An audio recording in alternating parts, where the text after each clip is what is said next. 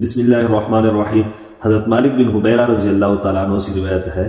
کہ میں نے آپ علیہ الصلوۃ والسلام کا یہ ارشاد سنا۔